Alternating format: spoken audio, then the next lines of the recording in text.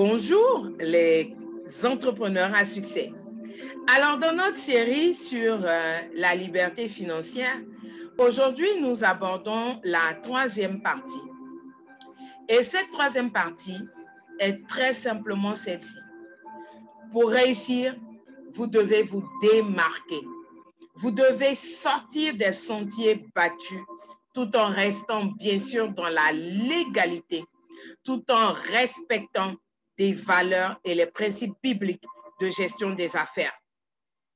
Je voudrais vous parler dans cette première vidéo, peut-être que nous allons la faire en deux, des trois chemins qui mènent à la richesse. Alors, il y a le chemin de la paresse, si vous voulez, de la lenteur qui mène à la richesse, oui. La paresse peut mener à la richesse. Il y a le chemin de la voie lente et il y a le chemin de la voie rapide. Aujourd'hui, nous allons parler du premier chemin, le chemin de la paresse. Mais avant cela, vous devez connaître exactement quelle est votre perception de l'argent. Quel est votre rapport à l'argent?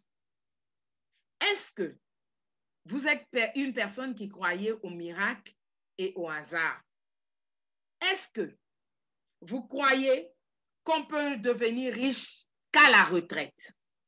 C'est-à-dire être des disciples du Père Abraham qui a connu l'abondance et la richesse à 80 ans.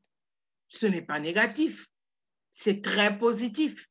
Vous croyez au miracle, vous voulez prendre votre temps, vous êtes des enfants d'Abraham et vous vous dites tôt ou tard, je serai riche, même à ma vieillesse. Ou alors, est-ce que vous désirez sortir de la norme pour accéder à une vie heureuse telle que l'a promis Dieu notre Père pendant votre vie de jeunesse?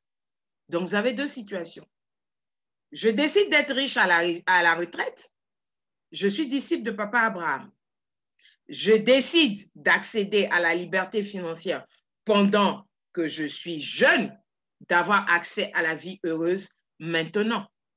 Et là, c'est 2 Chroniques 1, verset 12 qui nous parle. La sagesse et l'intelligence te sont accordées.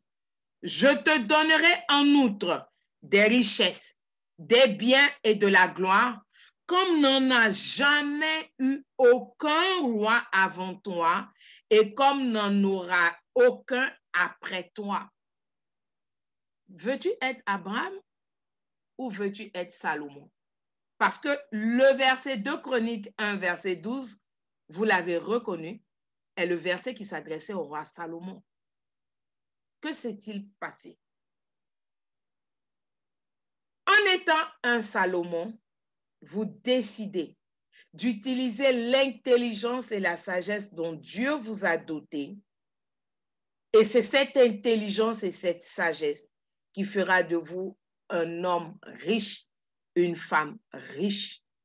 Ça veut dire que vous décidez dans votre jeunesse, dans votre vie active, d'accéder à la liberté financière. Et ce verset le dit très bien.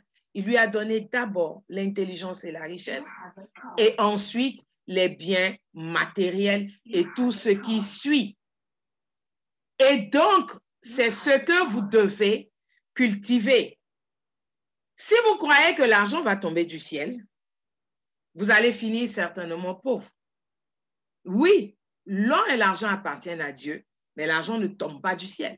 Vous devez agir, poser des actions pour que l'argent vienne à vous. C'est l'intelligence et la sagesse qui ont été accordées au roi Salomon qui ont fait de lui l'homme le plus riche de la Bible jusqu'à aujourd'hui. Il a été le meilleur entrepreneur. Il a été un fait homme d'affaires en investissant et en faisant fructifier ses affaires. Il en a été de même pour Joseph. Joseph, en tant qu'intendant du roi, c'est l'intelligence et sa sagesse qui a fait de lui un bon intendant, un bon administrateur des biens de Potiphar. Maintenant, rentrons dans les 3 chemins de la richesse. Si vous avez décidé si vous êtes un Abraham ou un Salomon. Alors, je sais que tu vas te reconnaître parmi eux. Celui qui emprunte le premier chemin, c'est-à-dire le chemin d'Abraham, celui qui est le chemin de la lenteur excessive, celui qui croit au miracle, que l'argent va tomber du ciel, que par hasard, il va devenir riche, qu'un jour, oui, ce mot, un jour, il va devenir riche. Celui-là, c'est quelqu'un qui ne fait pas de budget. C'est quelqu'un qui n'a aucun plan financier. Il est toujours dans le rouge à la fin du mois parce que lui, il croit que c'est quelqu'un qui va venir faire de lui une personne riche. L'intelligence et la sagesse que Dieu lui a donnée, il n'utilise pas ça. Il n'arrive pas à trouver le moyen de gagner beaucoup plus d'argent. Il peut même, parce que Dieu est un Dieu bon, il peut même tomber sur des opportunités où il va gagner de l'argent, mais automatiquement, il va perdre cet argent-là. Il a peur quand on parle d'argent. Il n'aime pas quand on parle d'argent et il hait les gens qui sont riches. Celui-là, on le reconnaît à son état de pauvreté. On le reconnaît, moi je l'appelle, c'est la catégorie des gens qui font du surplace. Et chez les chrétiens, c'est la catégorie des chrétiens qui prônent l'évangile de la pauvreté. Mais dites-moi, quand vous dites aux gens qu'ils doivent être pauvres,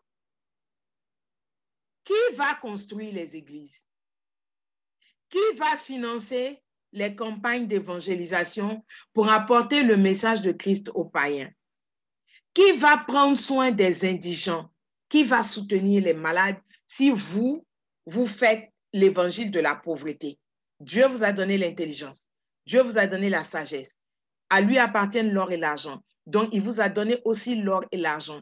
Vous décidez de ne rien faire avec tout ceci, de vous asseoir et d'attendre un jour. Laissez-moi vous dire que c'est lorsqu'on a qu'on donne. Si vous n'avez rien, vous ne pouvez pas donner. L'argent n'est pas un but. L'argent est un moyen.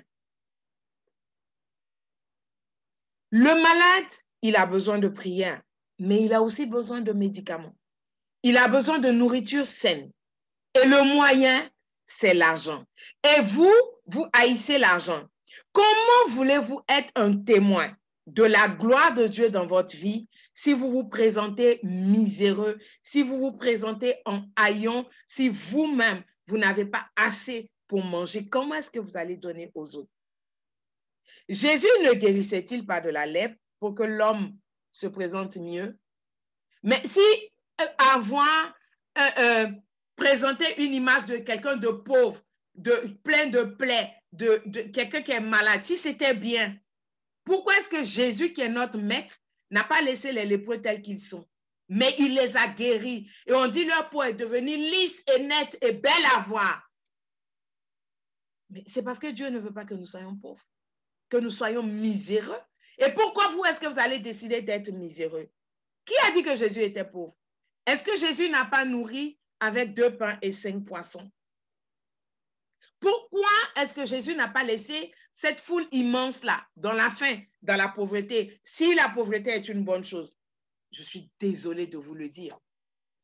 Mais Christ n'a jamais promené la liberté. Démarquez-vous et sortez des sentiers battus. Mais plutôt, Christ prône la pauvreté de l'âme, la pauvreté du cœur, celle qui ne s'attache pas aux biens matériels, celle qui est compassion, la pauvreté qui vient du ciel, celle qui fait regarder au ciel, celle qui nous donne compassion et qui fait que nous avons la joie, le plaisir d'enlever dans ce qu'il nous a donné pour donner aux autres. La pauvreté dont Christ parle, dont Dieu nous parle, c'est la pauvreté du dépouillement. Quand Dieu nous a dotés, il nous a pourvus, nous avons cette pauvreté de cœur qui dit que nous ne devons pas être seuls à en bénéficier. Et nous avons la joie d'enlever par la compassion pour aider les autres. Comme Christ donnait de son temps, il donnait de son amour, il guérissait parce qu'il avait le pouvoir de guérir, il avait le pouvoir de manipuler, donc il était l'homme le plus riche parce qu'il manipule. Il multiplie du moins, il multiplie 2 pains, 5 poissons, il nourrit 5000 personnes. C'était l'homme le plus riche, Christ. Mais il était humble, il était simple de cœur, il était rempli d'amour pour nous et il donnait parce qu'il en avait. On ne peut donner que lorsqu'on a. Donc, toi, tu me dis que tu aies de l'argent. Mais nous, on t'attend pour que tu puisses donner. Nous, on t'attend pour que tu puisses semer dans le royaume de Dieu. Et tu aies l'argent. L'argent est un moyen. Tu ne dois pas poursuivre l'argent.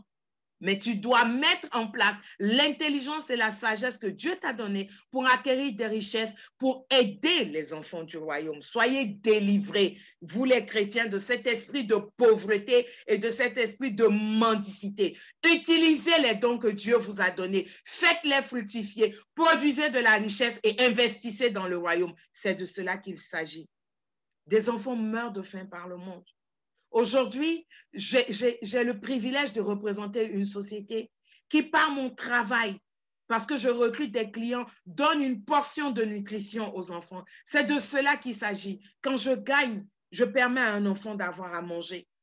Aujourd'hui, des malades meurent parce qu'ils n'ont pas eu l'assistance dont ils avaient besoin pour acheter une ordonnance. Oui, on a prié pour eux. Et Dieu vous a suscité, vous, pour être les mains qui allaient payer l'ordonnance de ces malades afin que ces personnes guérissent. Et vous haïssez l'argent. Et vous ne voulez pas travailler. Et vous parlez de un jour, je serai riche. Vous êtes encore égoïste. Mais vous êtes riche pour aider les autres. Vous n'êtes pas riche pour vous-même. Comment allez-vous faire pour donner si vous n'en avez pas assez?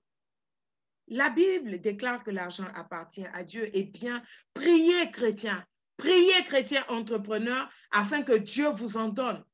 Soyez des sources de bénédiction pour les autres. Et quand vous avez fini de prier de grâce, agissez, investissez, créez de la richesse, donnez et redistribuez. Parce que lorsque vous priez, Dieu vous écoute. On accumule la richesse pour la redistribuer. On n'accumule pas la richesse pour s'enorgueillir. Deutéronome 8, verset 17 à 18 dit ceci. Garde-toi de dire en ton cœur, ma force et la puissance de ma main m'ont acquis ces richesses.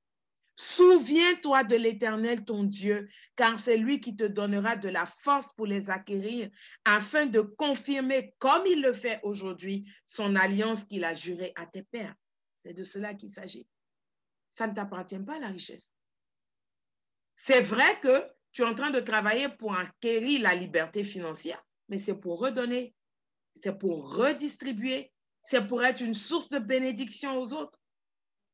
Oui, tu vas te procurer une meilleure vie. Oui, tu vas avoir le minimum, ce dont tu as besoin, mais tu vas aussi aider les autres. C'est de cela qu'il s'agit. Alors, tu as fini de prier, Dieu a pourvu, il a ouvert les écluses des cieux pour toi, il t'a béni financièrement.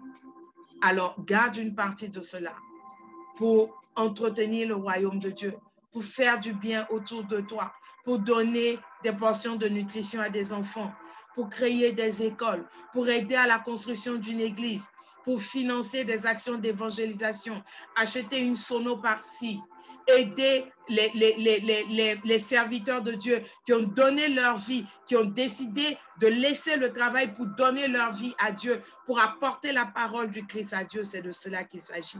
La liberté financière que tu veux acquérir, c'est pour que tu sois une source de bénédiction pour les enfants du royaume. Oui, je suis Inès Sanou. Je suis chrétienne entrepreneur. Je suis web entrepreneur. Je suis coach en entrepreneuriat et j'aide les entreprises à atteindre un niveau de prospérité parce que je crois que lorsque les entrepreneurs seront prospères, ils pourront beaucoup plus agir à l'avancée du royaume de Dieu. Alors, je t'invite à me suivre sur les pages Facebook Leader Inès Sanou et Refak Nehemi, la mission des chrétiens entrepreneurs. Et je t'invite aussi à t'abonner à cette chaîne YouTube. N'oublie pas de cliquer sur la petite cloche à droite afin de recevoir toutes les notifications lorsque nous posterons des vidéos. Nous sommes à la fin de ce 3e chapitre de notre grand module « Accéder à la liberté financière, esprit millionnaire ». Est l'esprit millionnaire. Agis pour être millionnaire. Et quand tu seras millionnaire, redonne et sème dans le royaume de Dieu. Je te dis à très bientôt et médite profondément sur ces paroles. Tu n'as pas le droit d'être pauvre. Refuse d'être pauvre. Accepte d'être riche parce que le monde attend la révélation des fils de Dieu. Un chrétien entrepreneur n'est pas un chrétien entrepreneur qui fait pitié. Un chrétien entrepreneur n'est pas un entrepreneur chrétien. Il est un entrepreneur à succès parce qu'il a Dieu avec lui parce qu'il a la richesse avec lui. Il produit de la richesse et il est une source de bénédiction pour les autres. À très bientôt.